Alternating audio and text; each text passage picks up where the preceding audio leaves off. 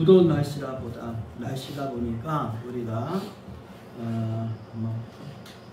또 장마철도 다가오고 하기 때문에 불쾌 지수라든지 이렇게 무더위 때문에 힘들어할 수 있습니다. 그런데 오늘 이스라엘 백성들이 그런 상황은 아니었겠지만 이스라엘 백성들의 말이 그들의 삶에 어떤 영향을 미쳤는가, 그리고 그들의 말은 그들의 자녀들에게도 영향을 미쳤고, 그러한 삶의 모습은 후대에 수많은 사람들에게 거울이 되는 그런 말씀이 있었다 해서 오늘 저는 본문의 말씀을 통해서 말의 결과라는 말씀의 제목으로 함께 은혜를 받고자 합니다. 이스라엘 백성들은 자이든 타이든 간에 애굽에서 종사를 하게 되었습니다. 그 종사를 하면서 그들은 성경의 말씀대로 표현한다면은 말할 수 없는 고통으로 신음하고 착취를 당하게 되죠. 그래서 그들은 하나님 앞에 부르짖게 됩니다. 하나님, 어느 때까지 이 고통을 우리가 당해야 됩니까? 어느 때까지입니까? 하나님 주무십니까? 하면서 하나님을 이스라엘 백성들이 찾지 않았을까라는 생각을 갖게 됩니다. 그래서 하나님이 그들의 그 신음소리를 들으시고, 말씀해 보면은 그들의 고통소리를 들으시고 하나님이 뭔가 안 되겠구나 하고 뭔가 마음에 작정을 하셨겠죠. 그래서 사람을 찾았는데 그게 바로 지도자 모세였죠. 그래서 모세를 부르셨습니다. 모세야 하고 찾아오셔서 모세를 이스라엘 백성들에게 보내죠. 그래서 이스라엘 백성을 괴롭히는 그들의 대표가 되는 바로에게 보내기를 원하시죠. 네, 모세가 그렇게 말합니다. 하나님, 나는 입술이 둔해서 말을 잘 못합니다. 그래서 하나님이 모세에게 말씀하시죠. 누가 사람의 입을 지었더냐? 누가 말 못하는 자나 듣는 자나 보는 자나 맹인이 되게 하느냐? 나 여호와가 아니더냐? 하나님이 난 말 잘 못해요 라고 말하는 모세 입을 입 다물게 만들게 하죠. 결국엔 하나님이 아론을 동행자로 세우시고 모세를 보내서 이스라엘 백성들을 애굽에서 나오게 됩니다. 사랑하는 성도 여러분, 저는 본문의 말씀을 준비하면서 그런 생각을 하게 됩니다.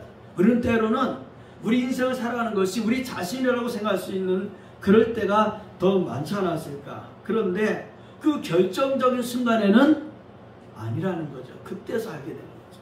그것이 실패가 됐든지 병들미 됐든지 임종의 직전이 되었든지 간에 그때서야 내 인생은 내가 주인이 아니었구나라는 것을 알게 됐다는 거죠. 그런데 이스라엘 백성들에게 그렇게 하나님의 적극적인 개입이 있었고, 그러한 적극적인 기적을 통해서 이스라엘 백성들이 애굽에서 나오게 되죠. 어떻게 보게 되면 기적을 체험했었습니다. 10가지 재앙을 통해서 하나님이 이스라엘 백성들과 함께 하심과 또 애굽에 벌을 내리심을 보았죠. 그리고 홍해가 갈라지는 것을 통해서 하나님의 역사를 보았습니다.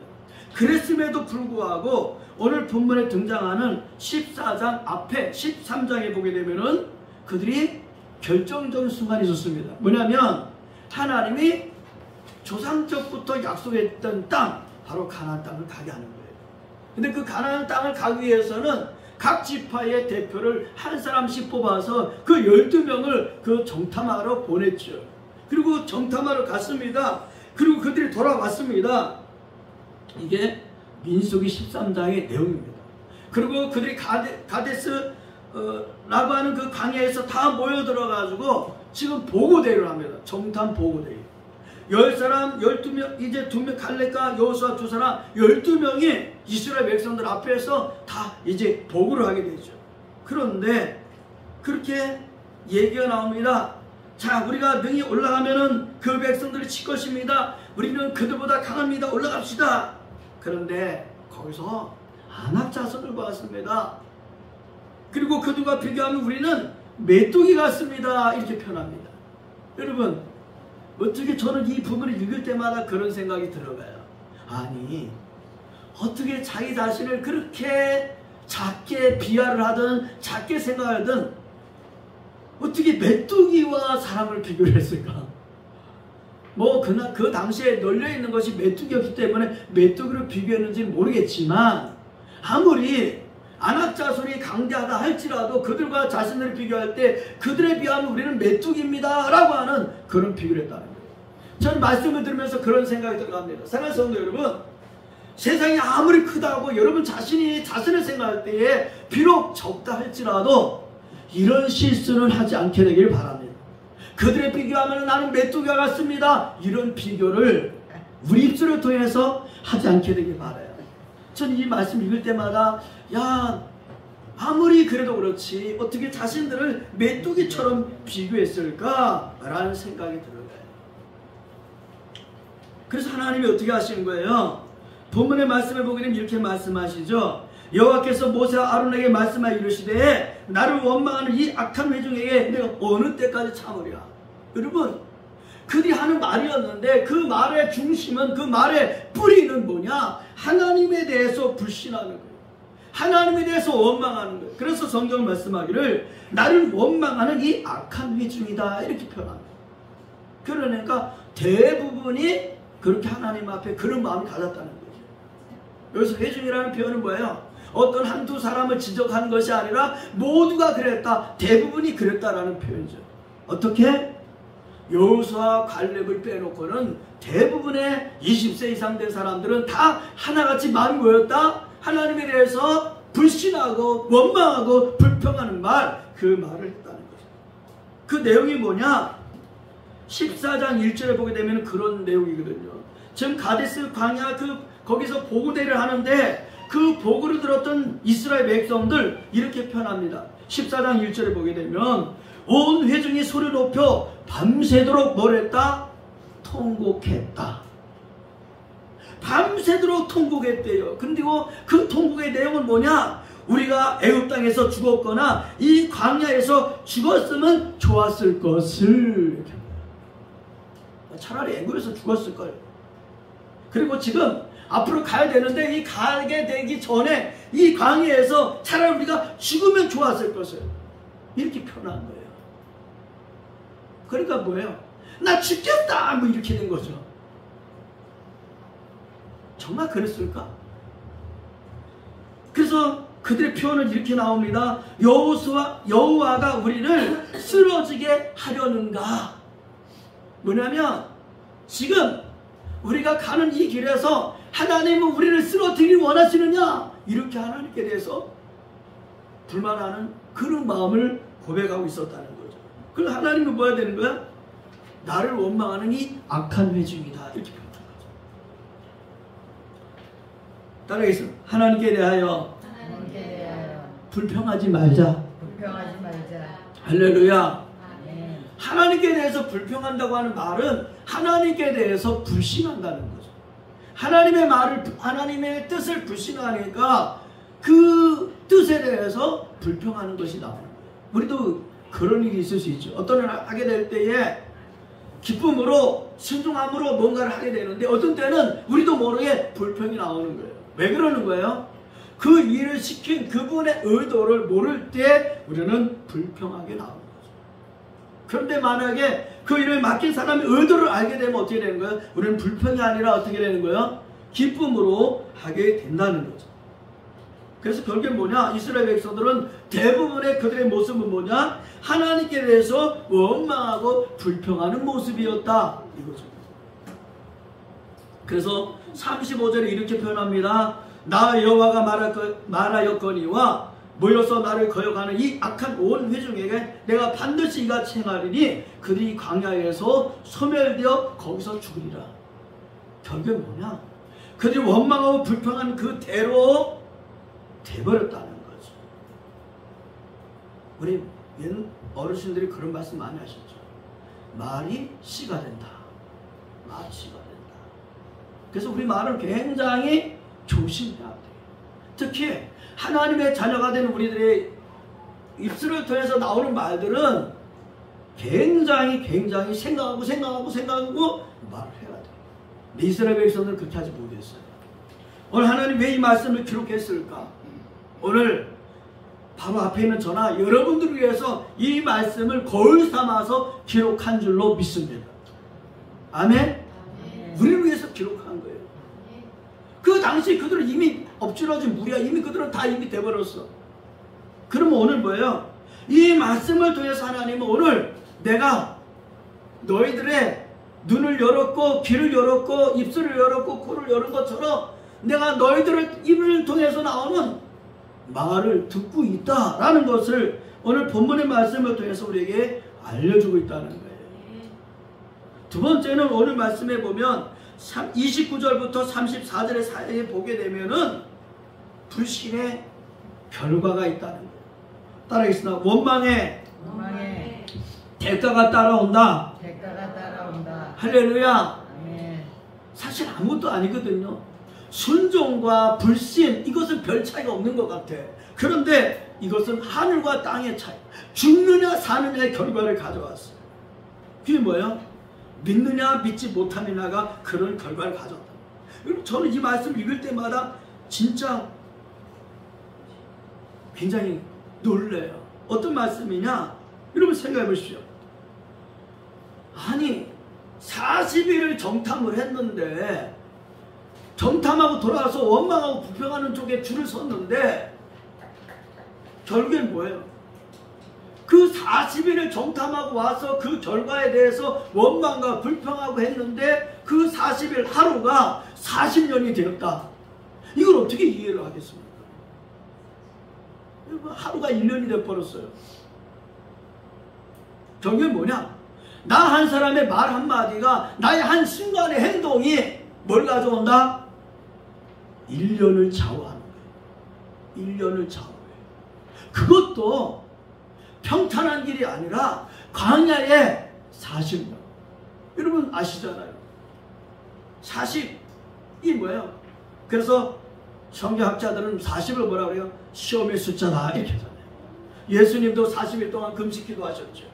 마크 40일 동안 금식 기도할 때에 마귀가 와서 유혹을 하죠. 근데 이스라엘 백성도 뭐예요? 이 40일, 그 40일 동안 정탐을 했는데 이 40일이 40년이 되어버렸어요. 그런데 나만 40일이 40년 되면 괜찮은데 문제는 뭐냐? 내 사랑하는 자녀들이 40일이 40년이 되었어요. 40일이면 해결될 문제를 40년이 되도록 그때서 해결된다는 뜻이 되는 거예요. 그러니 부모된 사람, 어떻게 보면 지도자가 된 사람, 앞에 있는 사람의 말 한마디와 그 행동이 엄청난 결과를 가져온다. 이 사실을 한순간도 잃어버리지 않는 저와 여러분 되기를 주님의 이름으로 축복합니다.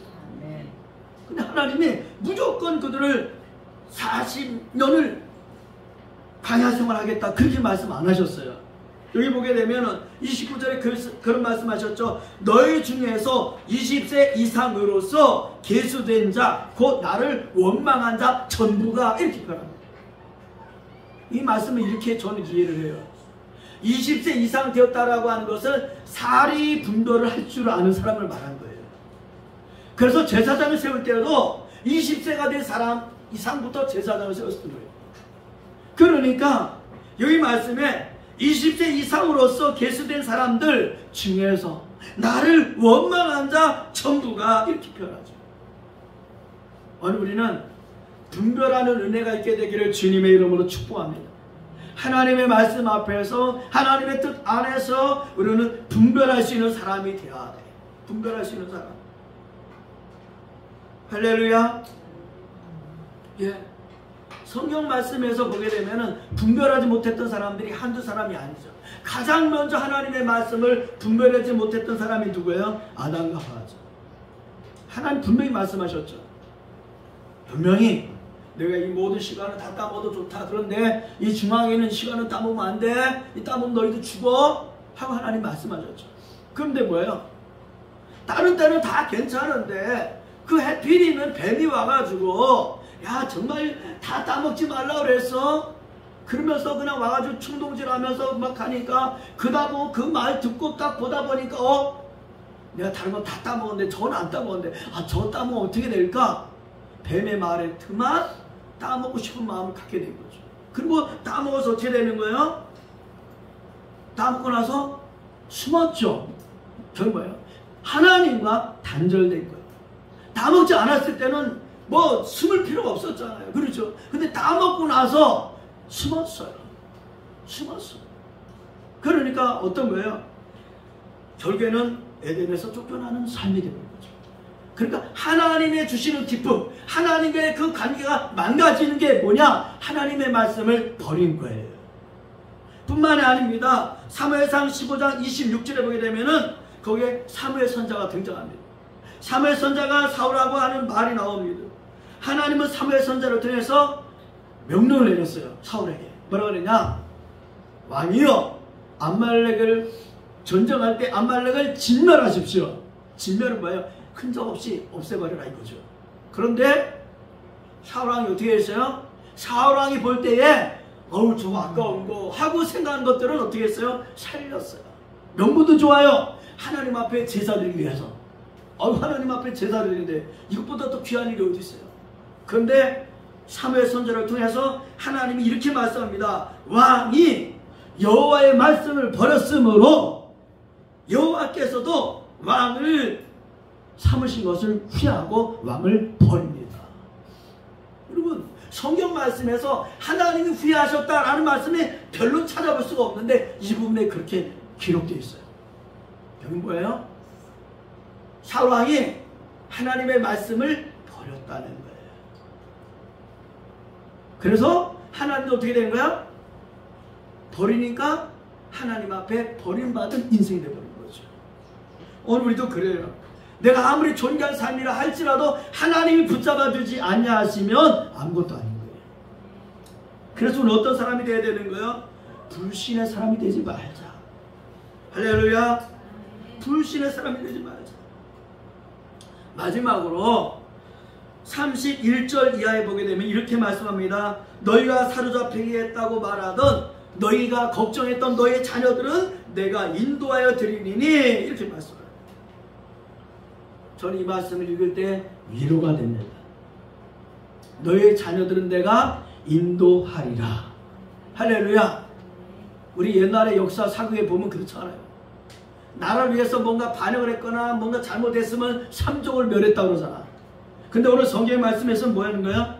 너희가 비록 그렇게 했을지라도 너희 그 자녀들이 걱정했던 너희 자녀들은 내가 그 땅으로 인도하리라.